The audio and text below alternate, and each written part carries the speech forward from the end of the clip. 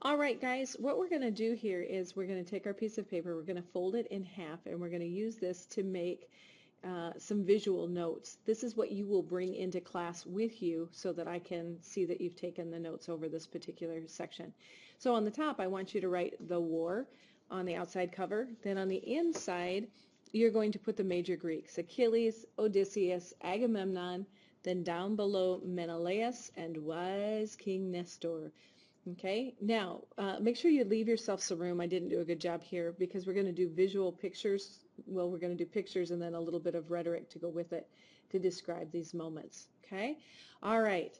One other thing I want to talk to you about is just the concept that Francis Bacon, who wrote the very first essay called Of Studies, says in that essay that some books are made to be chewed and digested, okay? And some books also may be read by deputy, and extracts made of them by others, but that would only be in the less important arguments. What I'm doing for you is I'm reading this book, and I am giving it to you in small little snippets, and I hope someday you'll take the time to read the Iliad in its entirety, because it is a major work in the Western canon of literature. Finally, if you click to the next slide, or if you go to the next slide and it does not automatically play the video, try clicking play on it. If that doesn't work, it's been saved as a separate link on the OneNote page, and then you can just continue on with this PowerPoint and go back and watch that video. I did it in Sparkle, which is a different program, so sometimes it's not working. So the second thing you're going to do is you're going to mark down the Trojans down below. All right, and finally, hey, notice I'm in a different place with a different shirt on. Both are hoodies. What does that say about my wardrobe? But on the back cover of your paper, I want you to put the Trojan horse from the Iliad and the Trojan horse from the Odyssey. What we're going to find is that Homer starts the story in the first epic and really embellishes on it in the second epic.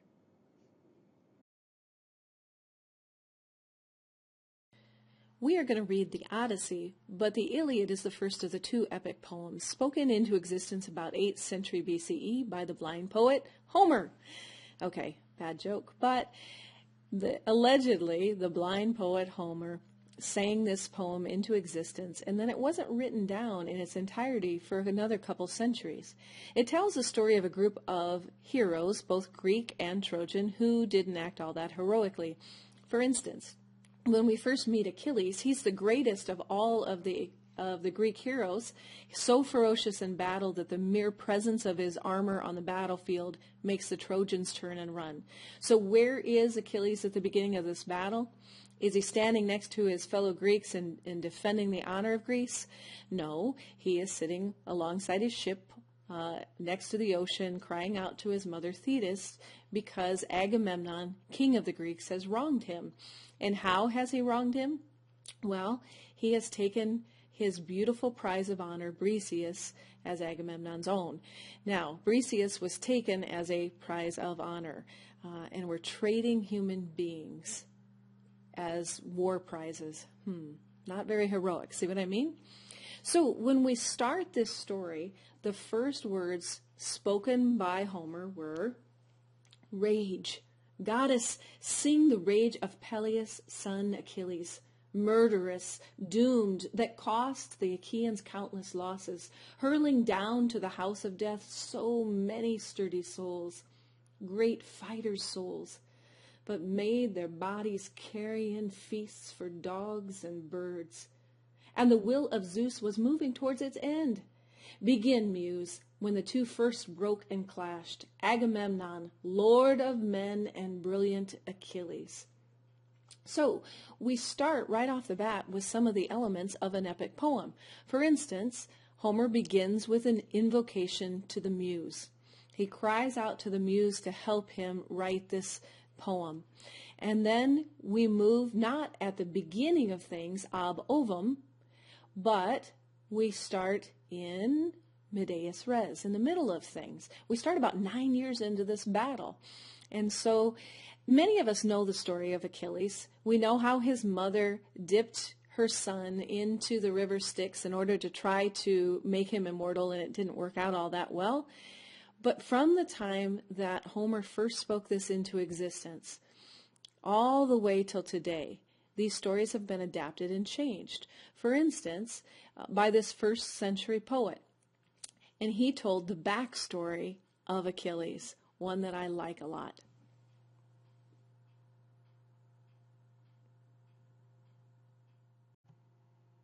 So I just think it's awesome that these stories have been told now for thousands of years, and that we keep retelling and finding new ways to explore the story of the Iliad and the Odyssey. So whose story would you tell?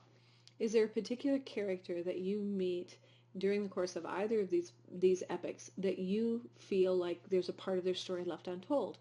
And then when you decide to write it and you publish it and you sell it and it becomes an Oscar-winning screenplay, you can credit me as your muse. All right, so let's go back to that paper that I had you fold.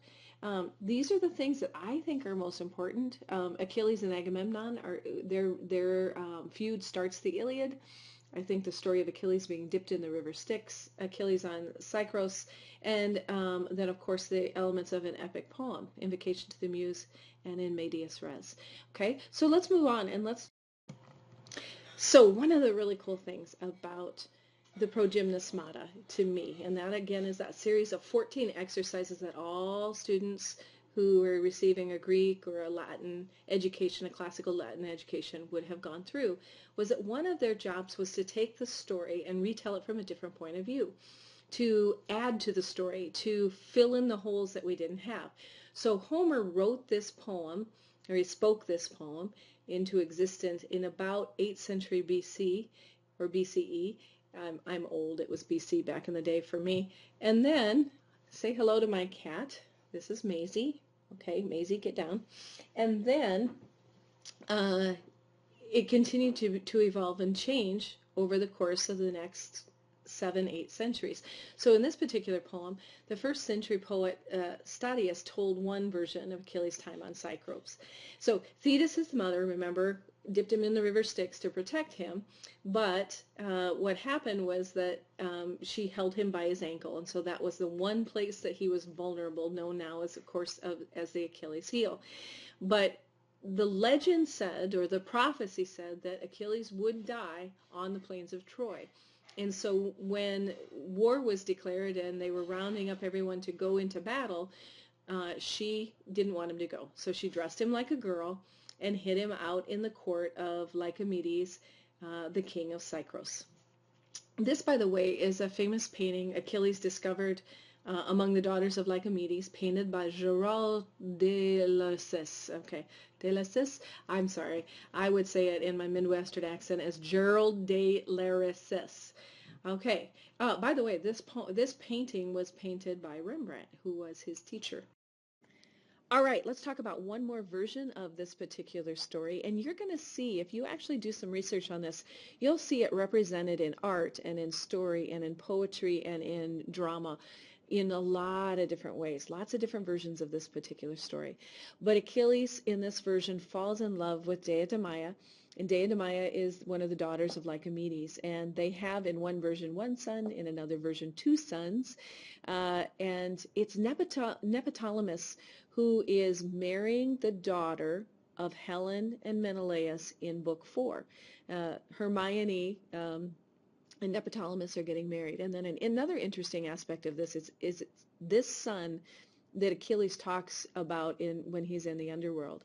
And he says that I would rather be, and there are different versions of it, but a servant to a slave and be alive and watch my son grow up than to have died so young and never to have seen him.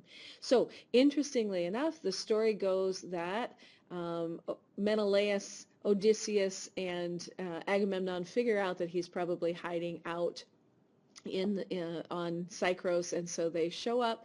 They bring beautiful jewels and musical instruments and gowns and really cool weapons. They lay them all out. They open the door. In come the daughters of Lycomedes. They go right for the jewels and the pretty things, and Achilles, of course, goes right for the weapons. And they say, "Aha!" And they pull off his wig and his garments, and they realize, yes, it is indeed Achilles. And so Achilles goes off to war.